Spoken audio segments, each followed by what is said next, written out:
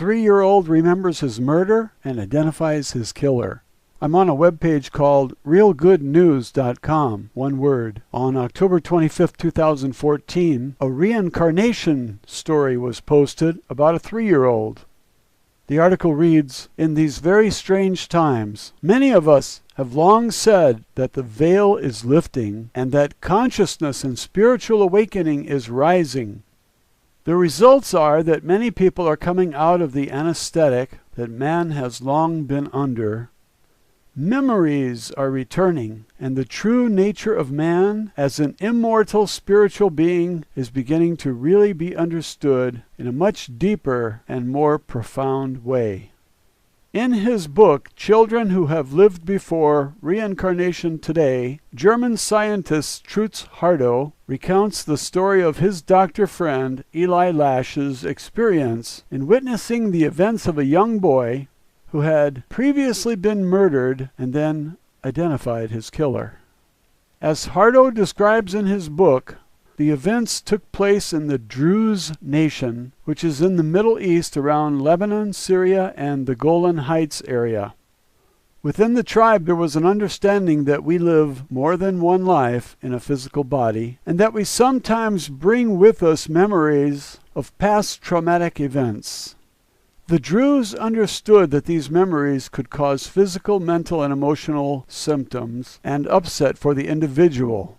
Therefore, the traditions were to engage the child in conversation about whatever they could remember in an effort to relieve the symptoms and free the child from the past.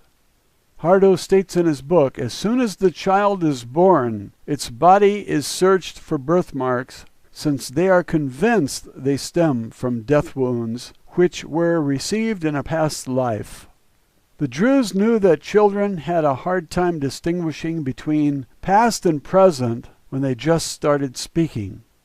So they would begin to question at that age, but get much more specific about the events at about the age of 3, when the child begins to understand the difference between past and present. At that time, if the child has talked about a place where he has lived a past life, the Druze take the child there. It is regarded as a special occasion, and a kind of native board of inquiry is formed, led by the village elders. One specific child that was born with a large birthmark on his head recounted that he had been murdered. A group of 15 men was formed, including village elders, representatives from neighboring villages, and Dr. Eli Lash, the only non-Druze in the group. The group was convinced, based on the child's statements, that he had lived in the surrounding area, so they began their journey going to the nearest village.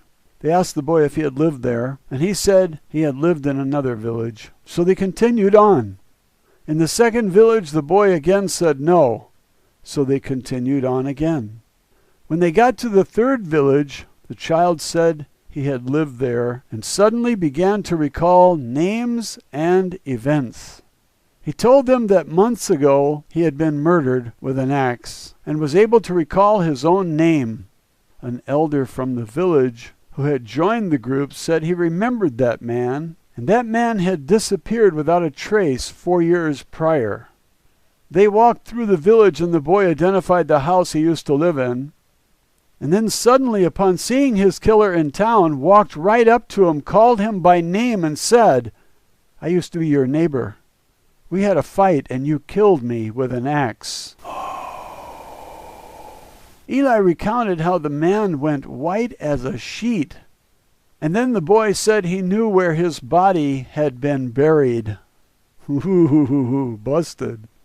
Hardo states, quote, "How could he have known where his former neighbor had buried the body after his death? Almost daily my clients describe the following post-mortem scenario after death. The soul leaves the earthly body, and in most cases is able to see the body from above. Often it hovers there for a while, and can see exactly what happens to the body," unquote. The boy then leads the elders to the buried body and the axe that was used to kill him.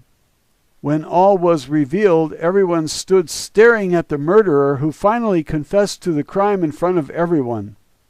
Eli asked what would happen to the murderer, and the villagers told them that it would be determined later what would be appropriate punishment for the crime, but refused to turn the man over to police, deciding to handle this issue themselves.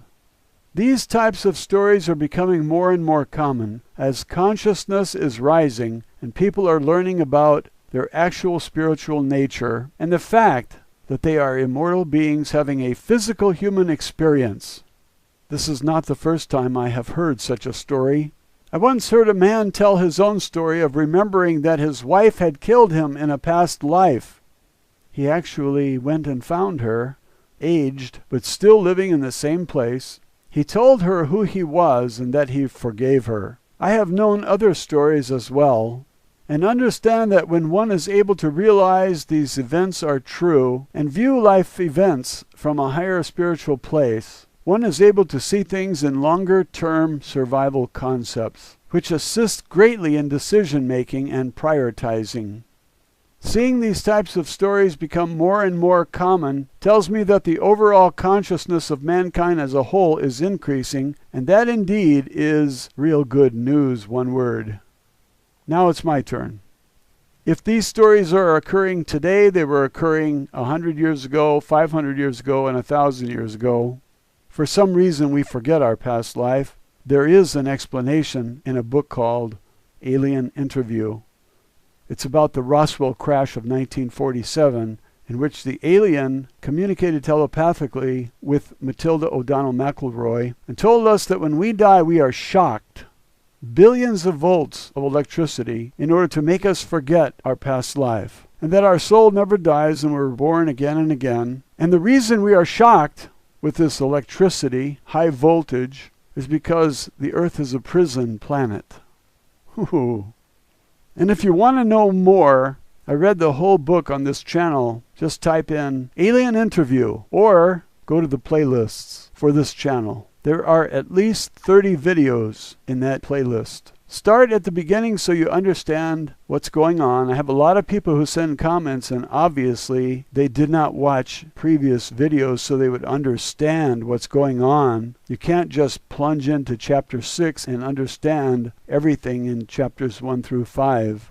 There are also letters written by Matilda O'Donnell McElroy to the author. He is an author, but he's not the author of this book. He's the editor and publisher, Lawrence R. Spencer.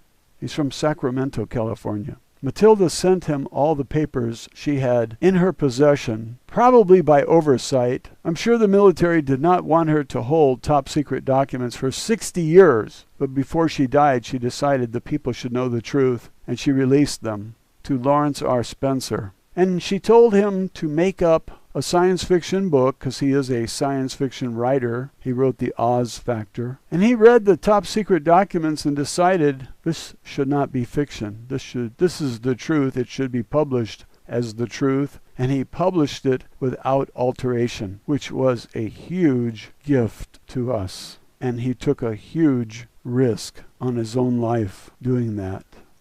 And so after he did that, he burned the original documents so that he was not in possession of them. He's still around, and a lot of others aren't. When you have secrets, your life is in danger. We go through times periodically where the people rise up against their despotic rulers, and in the French Revolution they cut off their heads. They cut a lot of heads off. It got crazy. It got to the point if you said anything about those who were cutting off heads, they cut your head off. And so we went from one insane ruler to another insane ruler. And then who took over? Napoleon, who was another insane ruler. Violence leads to violence, which leads to violence, which leads to more violence.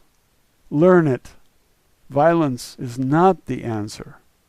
I want to pack up all these people who are parasites. I want to put them on a large spaceship. Maybe we could get some help from some aliens.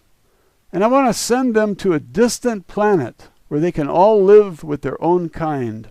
I'm not particular which planet. It does not have to have water, an atmosphere to breathe. I couldn't care less what happens to these useless eaters. They have the nerve to call us useless eaters, and they themselves are useless eaters. And if you murder them, they'll come back, as this little boy did. We want them to live somewhere else. We want them to stay in their old bodies as long as possible to keep them out of trouble. And if they're all together, they will know what it's like to live among their own kind. Maybe they will learn something, and when they come back, maybe they will have a little compassion for others. That's the end of this video. Thanks for watching. Who had previously been murdered and then identified his killer. As Hardo describes in his book, the events took place in the Druze nation, which is in the Middle East around Lebanon, Syria, and the Golan Heights area, about a 3-year-old. The article reads, "In these very strange times, many of us have long said that the veil is lifting and that consciousness and spiritual awakening is rising. The results are that many people are coming out of the anesthetic that man has long been under. Memories are returning, and the true nature of man as an immortal spiritual being is beginning to really be understood in a much deeper and more profound way." In his book, Children Who Have Lived Before, Reincarnation Today, German scientist Trutz Hardo recounts the story of his doctor friend Eli Lash's experience in witnessing the events of a young boy. 3-year-old remembers his murder and identifies his killer. I'm on a webpage called realgoodnews.com, one word. On October 25th, 2014, a reincarnation story was posted